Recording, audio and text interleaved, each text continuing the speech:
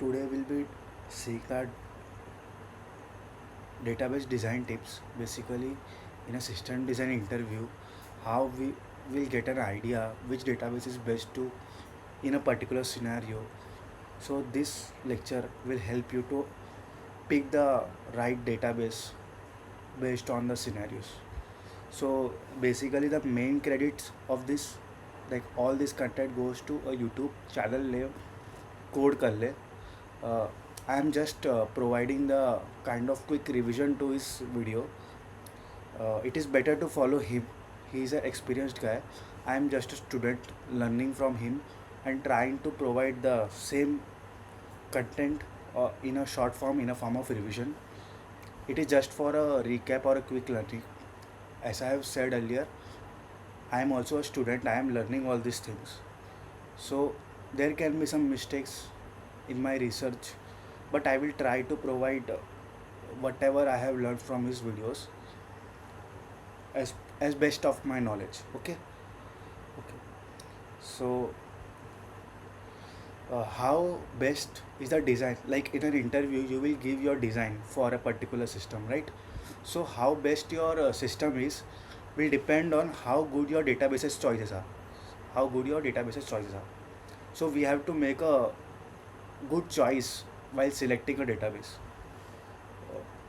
It will not impact like the if I select a database like Postgres or I will select a database like MongoDB, it will not impact the functional requirement of the system. Like system will work the same way, but it will impact the non-functional requirement.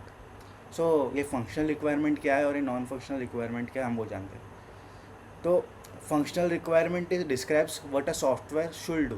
Like functional requirement बोलता है कि वो software क्या करना चाहिए. Like मैं 2+2 बोला तो वो 4 देना चाहिए. फंक्शनल रिक्वायरमेंट वो कैसा काम करना चाहिए और how it will do. Like कितना टाइम लेगा, कंसिस्टेंसी मेंटेन करेगा कि अवेलेबिलिटी मेंटेन करेगा. तो वो सब हो गया non functional requirement. Non functional requirement places constant on how a system will do it. Okay. Like एक एग्जांपल देखते हैं, है ना. तो समझो एक सिस्टम है जो ऑटोमेटिकली सब यूज़र को मेल भेज देना चाहिए. एक कंडीशन मेट हुआ, समझो किसी ने ऑर्डर प्लेस किया या फिर किसी कस्टमर ने साइन अप किया तो ऑटोमेटिकली उनको ईमेल चले जाना चाहिए. ये हो गया हमारा फंक्शनल रिक्वायरमेंट कि ऐसा हो जाना चाहिए. नॉन फंक्शनल रिक्वायरमेंट इस पर कंस्ट्रेंट लगाता है ये किस तरीके से होना चाहिए. तो बेसिकली देखो इधर नॉन फंक्शनल रिक्वायरमेंट क्या हो गया कि लेटेंसी बोल दिया कि कितना टाइम लगना चाहिए. वो 12 घंटे के अंदर अंदर वो मेल उसको पहुंच जाना चाहिए. तो ये हो गया अपना नॉन फंक्शनल रिक्वायरमेंट. ठीक है. फंक्शनल रिक्वायरमेंट क्लियर हुआ और नॉन फंक्शनल रिक्वायरमेंट क्लियर हुआ. तो डेटाबेसेस का चॉइसेस ये फंक्शनल रिक्वायरमेंट को इम्पैक्ट नहीं करेगा मेल, बट वो नॉन फंक्शनल रिक्वायरमेंट को इम्पैक्ट करेगा. कौन सा डेटाबेस चूज़ कर रहे हो वो उसका एक्चुअली नॉन फंक्शनल रिक्वायरमेंट क्या उसको इम्पैक्ट कर सकता है. ठीक है. फंक्शनल रिक्वायरमेंट काम तो वही करेगा लेकिन वो किस तरीके से काम करेगा. हर एक डेटाबेस का एक स्पेशलिटी रहता है. For example relational database use किया उसमें एसिड प्रॉपर्टी, तो जो ट्रांजैक्शन है वो acid property like relational database guarantee करता है. नॉन रिलेशनल डेटाबेस उसमें ट्रांजैक्शन वो सब चीज़ें नहीं रहती है.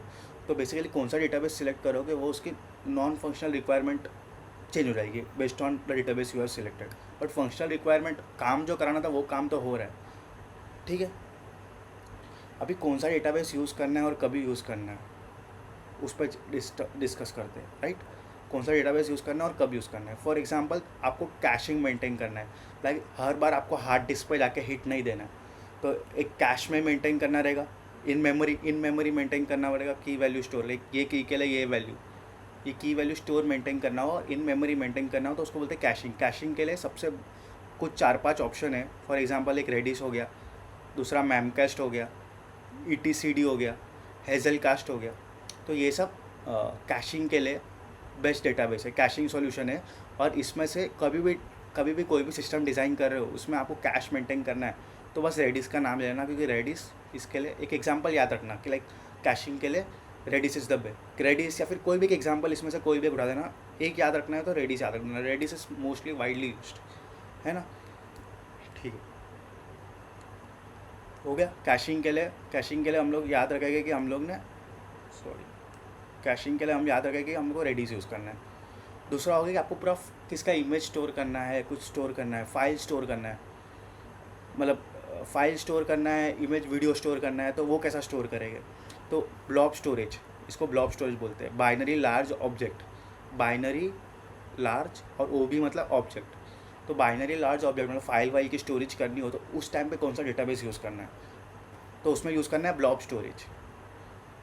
इसमें बेसिकली ये वैसे टाइप की चीज़ें स्टोर करोगे जिसमें मोस्टली इसमें क्वेरीज नहीं होगा, ये डीबी में मोस्टली क्वेरी नहीं करोगे आप ज़्यादा। और बाइनरी लार्ज ऑब्जेक्ट रहेगा, लाइक इमेजेस रहेगा, वीडियो रहेगा, अनस्ट्रक्चर्ड डेटा रहेगा, वो सब बड़ी बड़ी फाइल स्टोर करने के लिए फाइल स्टोरेज यूज़ होगा या फिर ब्लॉब स्टोरेज, जो भी बोलना है। और ब्लॉब स्टोरेज कैसा करते हैं हम लोग अमेजॉन S3 यूज़ करेंगे और CDN यूज़ करेंगे। ये दोनों का कॉम्बिनेशन, जिधर भी आपको एक बड़ी बड़ी इमेज स्टोर करनी हो, वीडियो स्टोर करनी हो, तो आपको दिमाग में आ जाना चाहिए कि मेरे को अमेजॉन S3 यूज़ करना है और उसके साथ CDN content delivery network use करना है। और S3 इधर S3 का, अमेजॉन का S3 का फुल फॉर्म है सिंपल स्टोरेज सर्विस, है ना, राइट है। अभी कंटेंट डिलीवरी नेटवर्क क्या होता है? बेसिकली समझो आप इधर हो, सॉरी, समझो ये इंडिया है, राइट। अभी कोई एक ही चीज़ इधर भी स्टोर रहेगी, वो सेम कंटेंट मतलब अक्रॉस द नेटवर्क हम लोग CDN मतलब एक नेटवर्क रहेगा जो सेम फाइल सब जगह रहेगी, लेकिन आपको सबसे नियरेस्ट जगह से वो ला के देगा। इसको बोलते हैं कंटेंट डिलीवरी नेटवर्क। और content delivery network is a geographically distributed group of servers, हाँ, that caches content close to end user. मतलब कोई इधर से रिक्वेस्ट कर रहा है तो उसको ये प्रोवाइड करेगा, कोई इधर से रिक्वेस्ट कर रहा है तो उसको ये प्रोवाइड करेगा। तो ये मतलब जल्दी सर्विस देने को एंड यूज़र को काम आएगा। तो जब भी हम लोग को इमेज वीडियोस कुछ भी स्टोर करना हो तो दिमाग में यही बजना चाहिए कि अमेजॉन S3 यूज़ करना है, उसके साथ कंटेंट डिलीवरी नेटवर्क यूज़ करना है, राइट है। तो हमने पहला देखा कैशिंग के लिए रेडिस यूज़ करना है, Memcached, ETC, Hazelcast, उसमें कोई भी एक फ़िलहाल हम लोग याद रखते हैं कि रेडिस यूज़ करना है। सेकंड, हम लोग को ब्लॉब स्टोरेज करना हो, वीडियो इमेजेस स्टोर करना हो, तो सिस्टम डिज़ाइन में मोस्टली हम लोग को यही याद आना चाहिए कि अमेजॉन S3 यूज़ करना है और उसके साथ S3 का फुल फॉर्म क्या है? सिंपल स्टोरेज सर्विस, है ना। और उसके बाद और उसको जो स्टोर किया है उसको फटाफट यूज़र को प्रोवाइड करने के लिए CDN यूज़ करेंगे। तो ये दोनों को साथ में यूज़ करके हम लोग बेसिकली इमेज और वीडियोस स्टोर करते हैं, ठीक है। अभी नेक्स्ट है कि हम लोग को टेक्स्ट सर्चिंग कैपेबिलिटीज़ देनी है। लाइक कभी कभी देखो, लाइक बट देखो ये टेक्स्ट सर्चिंग कैपेबिलिटीज़ है ना, ये एक्चुअली डेटा स्टोर नहीं है, ये एक्चुअली एक इंजन है। अभी इंजन और डेटा स्टोर में क्या अंतर होता है? तो इंजन वो होता है जिसमें से डेटा लॉस्ट हो सकता है विद टाइम। तो ये बेसिकली टेक्स्ट सर्चिंग कैपेबिलिटी जो भी हम लोग एग्जांपल लेके आगे, वो बेसिकली डेटा स्टोर नहीं है बल्कि एक इंजन है, इसमें डेटा विद टाइम लॉस्ट हो सकता है, ठीक है। जब भी हम लोग को टेक्स्ट सर्चिंग कैपेबिलिटीज़ चाहिए, लाइक अमेज़ॉन पे लाइक मूवीज़ का नाम सर्च करते हो, मतलब आपने सिर्फ डाल दिया स्टार्टिंग का नाम तो वो सर्च कर अपने हिसाब से सर्च कर लेता है ना। तो वो टेक्स्ट सर्चिंग कैपेबिलिटी जब भी चाहिए तो हम लोग को ये ऐसा वाले इंजन्स यूज़ करने होंगे। तो इसका एक एग्जांपल है इलास्टिक सर्च या फिर सोलार, इसमें से एक यूज़ कर लो। तो ये टेक्स्ट सर्चिंग, जिधर भी टेक्स्ट सर्चिंग कैपेबिलिटीज चाहिए तो उधर इलास्टिक सर्च दिमाग में आना चाहिए और सोलार दिमाग में आना चाहिए, दोनों में से एक यूज़ करना है। और ये दोनों है ना अपाचे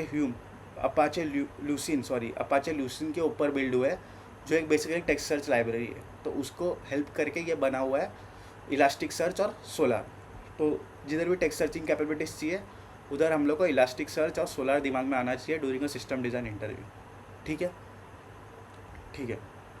और ये बेसिकली फजी मैचिंग में भी हेल्प करता है। फजी मैचिंग कैसा है बेसिकली समझो, अभी लाइक फटाफट में हम लोग टाइप करते हैं, कभी कोई मिस्टेक हुआ था स्पेलिंग में, समझ किसको एप्पल टाइप करना था, लेकिन उसने टाइप किया APLE, APPL, APPLES, तो ये सब स्पेलिंग मिस्टेक हो गया ना। तो वो फजी सर्चिंग मतलब ये समझ जाएगा कि प्लूरल फॉर्म में दिया है, सिंगुलर फॉर्म में दिया है। फजी मैचिंग मतलब एकदम एग्जैक्ट मैच नहीं हुआ तो फिर भी वो मैच करवा देगा। फॉर एग्जांपल किसने एयरपोर्ट के जगह पे एयरप्रॉट लिखा था, तो बेसिकली इसके बीच में देखो एडिट डिस्टेंस कितना है, जीरो के जगह पे मतलब R के जगह पे ज़ीरो लिखा है, सॉरी ज़ीरो के जगह पे किसी बंदे ने R लिखा है और R के जगह पे किसी बंदे ने O लिखा है।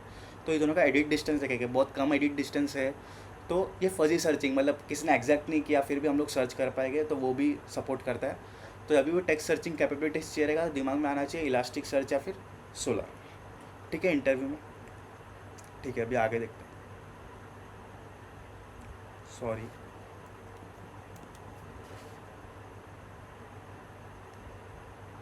हाँ, तो हम लोगों ने क्या क्या देखा, सबसे पहले कैशिंग का देखा। उसके बाद हम लोगों ने क्या देखा, उसके बाद हम लोगों ने इसका देखा, क्या चीज़, उसके बाद हम लोगों ने देखा file storage option, images videos को कैसा स्टोर करें, ब्लॉक स्टोरेज। उसमें हम लोगों ने एक एग्जांपल देखा था क्या, अमेजॉन S3 और CDN का यूज़ करना है। फिर तीसरा हम लोगों ने देखा कि ये टेक्स्ट सर्चिंग कैपेबिलिटीज़ चाहिए, तो फिर हम लोग को इलास्टिक सर्च या फिर सोलार के पास जाना होगा। ठीक है, अभी चौथा है टाइम सीरीज़। मतलब किधर किधर समझो एक ऐसा सिस्टम बनाया किसी ने, जिधर समझो दो तीन एप्लीकेशन है, वो अपना मैट्रिक्स, एक CPU कितना यूज़ हुआ, मेमोरी कितना फ़िलहाल कितना खाली है, ये सब बार बार अपना मैट्रिक्स एक एक जगह को मॉनिटर करने के लिए दे रहे। तो टाइम बाय टाइम इसको स्टोर करना पड़ेगा ना, ये टाइम पे इसने क्या मैट्रिक्स दिया, ये टाइम पे इसने क्या मैट्रिक्स दिया, ये टाइम पे क्या मैट्रिक्स दिया। तो उस केसेस में हम लोग को यूज़ करना पड़ेगा टाइम सीरीज डेटाबेस। ठीक है, तो एग्जांपल दे दिया मैंने, जैसे एप्लीकेशन का मैट्रिक्स, बहुत सारे एप्लीकेशन का एक मैट्रिक्स स्टोर करने वाला सिस्टम बनाना है आपको, तो उसको आपको टाइम वाइज डेटा स्टोर करना रहेगा, राइट। सो इसके लिए यूज़ होगा स्टॉक एक्सचेंज में, बेसिकली टाइम वाइज डेटा जिधर भी स्टोर करना रहेगा वो। ये बेसिकली रिलेशनल डेटाबेस का ही एक्सटेंशन है, एक्सटेंशन ऑफ रिलेशनल डेटाबेस। ठीक है, बट सम एक्स्ट्रा फंक्शनैलिटीज़, कुछ फीचर एक्स्ट्रा है, कुछ फीचर कम है उससे।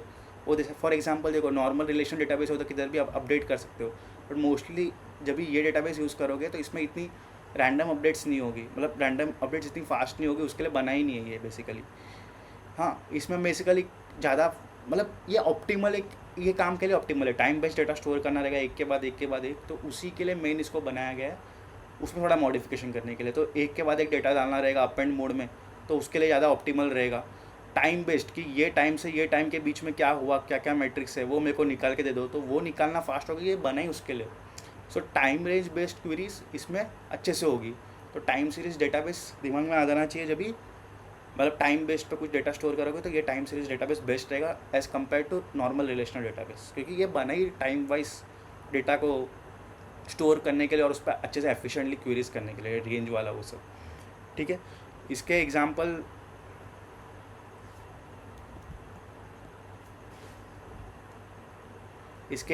है इन्फ्लक्स डीबी और ओपन TSDB। इन्फ्लक्स डीबी ये याद रखना, और ओपन टाइम सीरीज डेटाबेस।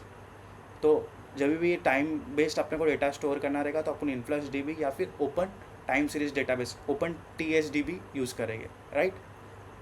ठीक है, नेक्स्ट टाइप ऑफ देखते हैं कि नेक्स्ट टाइप ऑफ डेटाबेस क्या है। आगे आता है graph based database. For example अभी आजकल तो सोशल मीडिया है, तो ये इससे कनेक्टेड है, ये इससे कनेक्टेड है, ऐसा ग्राफ के फॉर्म में डेटा अपने को बहुत जगह रिप्रेजेंट करना होता है। मैप्स, गूगल मैप्स में भी सब ये इससे कनेक्टेड है, ये इधर से इधर रास्ता नहीं है। तो नेटवर्क का जब भी डेटा स्टोर करना रहेगा तो basically we will go with a graph based database, है ना। Example social media, network infrastructure, maps, वो सब, है ना। हाँ, अभी इसके लिए एग्जांपल क्या याद रखना है, अमेजॉन, नेपच्यून या फिर Neo4j। इसका एग्जांपल बस याद रख दो, जिधर भी सिस्टम बनेगा ना तो ये नाम डाल देना कि जिधर भी ग्राफ बेस्ड डेटाबेस की ज़रूरत पड़ेगी उधर अमेजॉन, नेपच्यून या फिर Neo4j, ये दोनों में से एक डेटाबेस का नाम ले लेना। तो ये ग्राफ बेस्ड डेटाबेस को एफिशिएंटली स्टोर करने में, उसके बीच में रिलेशन मेंटेन करने में, DFS BFS वो सब करने में ईजी होता है when we use such a database specialised for storing a graph. Okay, ठीक है। अभी फिर आगे फॉर एग्जांपल आपको बहुत सारा डेटा एक जगह स्टोर करके रखना है, फिर बहुत सारा डेटा, मतलब data warehouse type, like बहुत सारा डेटा आएगा, बहुत सारा डेटा का डंप रहेगा, बहुत सारा डेटा, मतलब सालों सालों का डेटा इधर कलेक्ट होगा और उस पर कुछ एनालिसिस करनी है। क्या करनी है? एनालिसिस। तो ये टाइम पे बिग डेटा आ गया, बहुत सारा डेटा आ गया, तो इस टाइम पे आपके दिमाग में आ जाना चाहिए हडूप। हडूप ये बेसिकली फाइल को डिस्ट्रीब्यूट करके स्टोर करता है, मैप रिड्यूस, मतलब बहुत जल्द, मतलब कुछ होते हैं हडूप के। बेसिकली बड़ा डेटा जब भी आया है, बिग डेटा, बहुत सारा डेटा, और उसका ओल्ड डेटा सब डंप हो रहा है और उस पर क्वेरी करनी है या फिर कुछ एनालिसिस करना है बाद में, तो ऐसा बिग डेटा पे काम होगा ना, तो हडूप दिमाग में आ जाना चाहिए, हडूप यूज़ करेंगे। ओके, ठीक है। तो अभी हम लोग लाइक ये सब किसका भी कंप्लीट नॉलेज नहीं दे रहा हूँ, मुझे भी कंप्लीट नॉलेज नहीं है, लाइक बट एक आइडिया हो जाना चाहिए कि सिस्टम डिज़ाइन कर रहे हैं, उसमें ग्राफ यूज़ हुआ तो अमेजॉन, नेपच्यून या फिर Neo4j यूज़ करूँगा। ठीक है, ब्लॉब डेटा है, इमेज स्टोर करना है, तो मेरे दिमाग में आ जाना चाहिए कि अमेजॉन S3 प्लस CDN। तो बेसिकली एक आइडिया के लिए है बस कि ये टाइप का डेटा है, तो मोस्टली यही यूज़ होगा सिस्टम डिज़ाइन में, है ना। अभी फटाफट रिवीजन कर लेते हैं, है ना। मैंने इधर एक सब समअप कर दिए। कैशिंग के लिए Redis, Memcached, ETCD, Hazelcast. Blob blob storage करना रहेगा तो क्या, अमेजॉन S3 और CDN। अमेजॉन S3 और CDN साथ में यूज़ करना है, राइट, ब्लॉब स्टोरेज में। टेक्स्ट सर्चिंग कैपेबिलिटीज़ चाहिए आपको, तो इलास्टिक सर्च है 16, इसके साथ जाना है। टाइम सीरीज डेटाबेस है तो अपन ने बात की है अभी, इन्फ्लक्स DB या फिर ओपन टाइम सीरीज डेटाबेस, वो यूज़ करना है। फिर ग्राफ बेस्ड डेटाबेस हुआ तो हमने बात किया अमेजॉन नेपच्यून या फिर Neo4j। बिग डेटा रहा तो हडूप। ये मतलब ये दिमाग में रट लो, मतलब जब भी सिस्टम डिज़ाइन में कुछ भी उसके रिलेटेड चाहिए रहेगा ना, ये फंक्शनलिटी, तो ये नाम एटलीस्ट दिमाग में आ जाना चाहिए, है ना, तो अच्छा इम्पैक्ट पड़ेगा। ठीक है।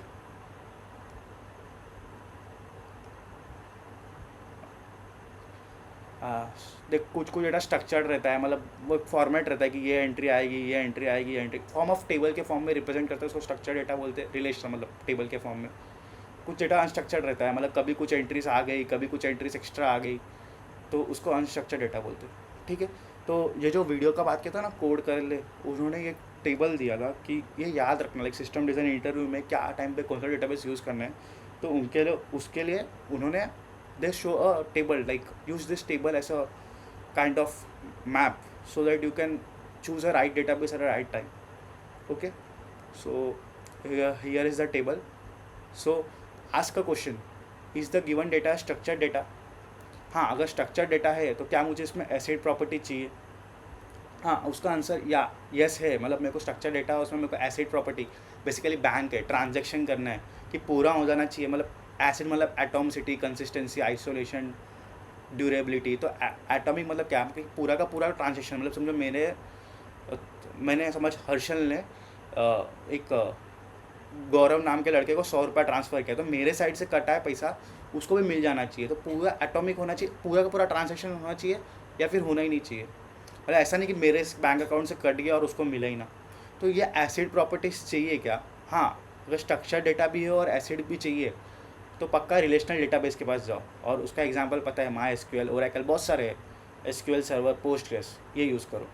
अगर स्ट्रक्चर डेटा है लेकिन एसिड प्रॉपर्टी की ज़रूरत नहीं है तो आपकी मर्जी है, लाइक आप चाहो तो ये डेटाबेस यूज़ कर लो फिर भी चल जाएगा, नॉन रिलेशनल डेटाबेस यूज़ करो तो फिर भी चल जाएगा, क्योंकि बेसिकली आपको एसिड प्रॉपर्टीज चाहिए नहीं, तो आप इधर ऐसा फॉर्म में स्टोर रखो या फिर नॉन रिलेशनल फॉर्म में स्टोर रखो, कोई फ़र्क नहीं है, मतलब कुछ भी यूज़ कर सकते हो। ठीक है। हाँ, अभी स्ट्रक्चर डेटा था, येस और नो दोनों केस हैंडल हो गया। अभी फॉर एग्जांपल वो अनस्ट्रक्चर्ड डेटा निकला, तो पूछो कि क्या इसमें मेरे को अलग अलग डेटा टाइप चाहिए रहेगा, कभी ये डेटा आया कभी वो डेटा नहीं आया, वैसा चाहिए, बहुत सारी क्वेरीज करनी है। हाँ, अगर आंसर है कि बहुत सारी क्वेरीज भी करनी है और बहुत सारी डेटा टाइप भी है, तो हाँ, तो डॉक्यूमेंट DB के पास डॉक्यूमेंट DB यूज़ करो। उसके एग्जांपल है MongoDB, काउंटबेस, है ना। और जो हम लोगों ने मालूम है इलास्टिक सर्च बात किया था, सोलार का बात किया था, ये सब भी इसके अंदर ही आता है, ये सब एक टाइप ऑफ स्पेशल केस है, इसके अंदर ही आता है डॉक्यूमेंट DB का ही, राइट। हाँ, अगर अनस्ट्रक्चर डेटा है और उसमें डेटा बहुत सारा है लेकिन क्वेरीज इतनी फास्ट नहीं हो रही, देखो डेटा इंक्रीज है, डेटा बहुत सारा है लेकिन क्वेरी फ्यू है, मतलब क्वेरीज कम है ना। ऐसा किधर केस आया, मतलब बहुत सारा डेटा पड़ा है, बहुत सारा डेटा आ रहा है लेकिन क्वेरीज तो भाई इक्के दुक्के बार करना पड़ रहा है, तो हम लोग जाएंगे कॉलम DB के पास। ठीक है। हाँ, इसका एग्जांपल याद रख देना कि कसांड्रा और HBase। ठीक है, क्या कसांड्रा और HBase। ठीक है, ये टेबल दिमाग में, you should know this table, याद रख देना। Like I don't know there is more good way anywhere on the YouTube, but from the above video I learned a lot of things, so I'm just sharing the notes and what I have learned. You can correct me in the comment section if I have given any wrong information. Okay. हाँ, so what is row oriented database and column oriented database? So for example ये data store करना है, right, ये we have to store this data, तो one of the ways कि वे store रो bye रो, ये पूरा रो store कर दिया, फिर ये पूरा रो स्टोर कर दिया, फिर ये पूरा रो स्टोर कर दिया, तो इसको बोलते हैं रो ओरिएंटेड डेटाबेस। ठीक है।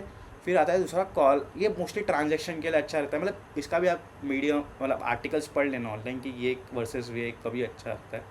कॉलम ओरिएंटेड डेटाबेस क्या है कि कॉलम बाय कॉलम स्टोर करोगे, पहले ये पूरा ये कॉलम मतलब सब डेट का डेटा एक साथ स्टोर करोगे, मतलब इसका पूरा chunk he column by column, इसमें रो बाय रो एक डेटा था राइट चंक, इसमें एक पूरा कॉलम ही एक चंक है, फिर दूसरा चंक है पूरा प्राइस कॉलम, मतलब कॉलम बाय कॉलम स्टोर हो रहा है ना।